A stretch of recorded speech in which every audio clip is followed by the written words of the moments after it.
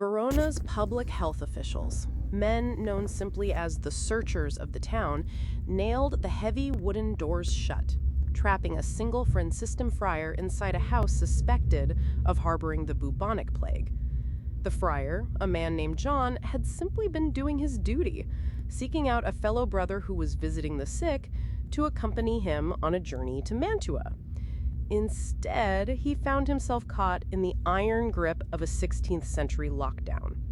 Inside his robes rusted a letter of monumental importance, a missive written by Friar Lawrence detailing a complex plan involving a sleeping potion and a faked death. That piece of parchment held the key to saving the lives of two young nobles, Romeo Montague and Juliet Capulet. But the letter would never reach Mantua. The searchers, terrified of the infectious pestilence, refused to let anyone in or out of the house. They would not even allow Friar John to hand the letter through a window to a passing messenger. The fear of infection was total, absolute, and heavily policed. For centuries, the tragic demise of the star-crossed lovers has been attributed to destiny, to the inescapable hand of fate, or to the violent feud between their families. Yet, when you look closely at the actual mechanics of their downfall in Shakespeare's texts, the grand tragedy hinges entirely on a localized public health crisis and a spectacularly poor piece of timing. It was not the stars that killed Romeo and Juliet. It was a municipal quarantine mandate. To understand the gravity of Friar John's predicament, we have to look at the terrifying reality of the plague in Renaissance Italy and the extreme, often brutal measures city-states employed to contain it. By the time Shakespeare wrote his famous play in the late 16th century, the Italian peninsula had spent over 200 years battling recurrent, devastating waves of the Black Death. The bubonic plague was an exceptionally fast and excruciating killer. In a matter of days or even hours, a seemingly healthy household could be wiped out. People believed the disease was spread by corrupted air, or miasma, and treated it with desperate, often bizarre remedies based on balancing the body's four humors: bloodletting, burning herbs, swallowing crushed emeralds, or drinking aged syrups containing opium. But while physicians fumbled with leeches and spices, the civic authorities of northern Italy developed a highly organized, militaristic approach to disease control.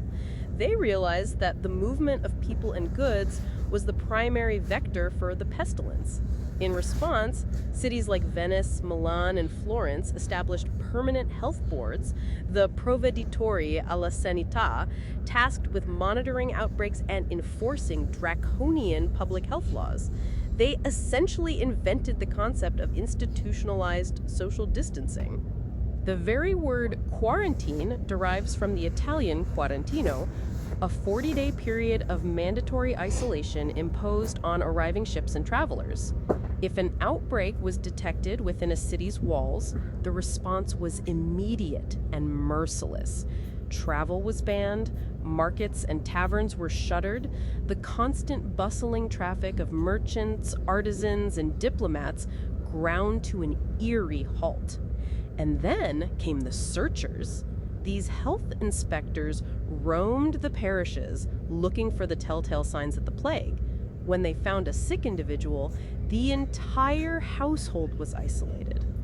In cities like Milan, the authorities would literally board up the doors and windows of an infected house, sealing the healthy inside with the dying. Guards were posted at the gates to prevent anyone from fleeing, and heavy fines, or worse, were levied against those who broke the lockdown. In Venice, the sick were forcibly removed to the Lazaretto Vecchio, an island hospital in the lagoon that functioned as a massive, horrifying isolation ward, while their goods were fumigated or burned. This was the terrifying, highly regulated world that Friar John stumbled into. He was not delayed by a storm, or bandits, or a twist of supernatural fate. He was caught in a targeted, state-sponsored quarantine. When Friar John later reports his failure to Friar Lawrence, he plainly states that the searchers suspected he and his companion were in a house where the infectious pestilence did reign, and so they sealed up the doors. The speed to Mantua was stayed. The delivery network broke down entirely because the fear of contagion overrode all other human concerns. Even the postal system collapsed. Friar John notes that he could not get a messenger to bring the letter back to Verona, so fearful were they of infection. The letter, full of charge and dear import, sat useless in a quarantined house while the clock ticked down on Juliet's sleeping potion. The mechanical failure of this communication is the true pivot of the tragedy. While Friar John was locked behind boarded doors, another traveler was moving freely between the cities. Balthazar, Romeo's servant, rode from Verona to Mantua with catastrophic news. Because Balthazar was not privy to Friar Lawrence's secret plan, he genuinely believed Juliet was dead, having witnessed her body being placed in the Capulet vault. He circumvented whatever health cordons were in place. Perhaps he left Verona before the quarantine was tightened, or perhaps he simply bypassed the bards and delivered his devastating, incorrect report to Romeo. If Friar John had not stopped to find a companion, if he had not entered that specific house, or if the searchers had arrived an hour later, the letter would have reached Mantua first. The entire elaborate scheme of the faked death would have worked. The mechanical breakdown of the plan is purely logistical, a collision of bad luck and rigid municipal health policies. It is a striking reminder of how fragile human intentions are when faced with the overwhelming force of a pandemic. The plague does not care about true love or noble blood or carefully laid plans.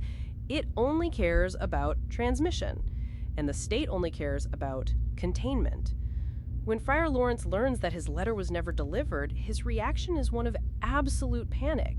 He recognizes immediately that the logistical failure has doomed them. He demands an iron crowbar, intending to break into the Capulet tomb himself, to rescue Juliet before she wakes up alone among the rotting corpses of her ancestors. He plans to hide her in his cell until he can send another, hopefully successful, message to Romeo. But the delay has already set the final gears in motion. Romeo, acting on Balthazar's misinformation, purchases illegal poison from a desperate apothecary, another transaction driven by poverty and municipal law, and races back to Verona. The climax in the crypt is a masterclass in agonizing timing. Romeo drinks the poison and dies mere moments before Juliet awakens from her drug-induced sleep.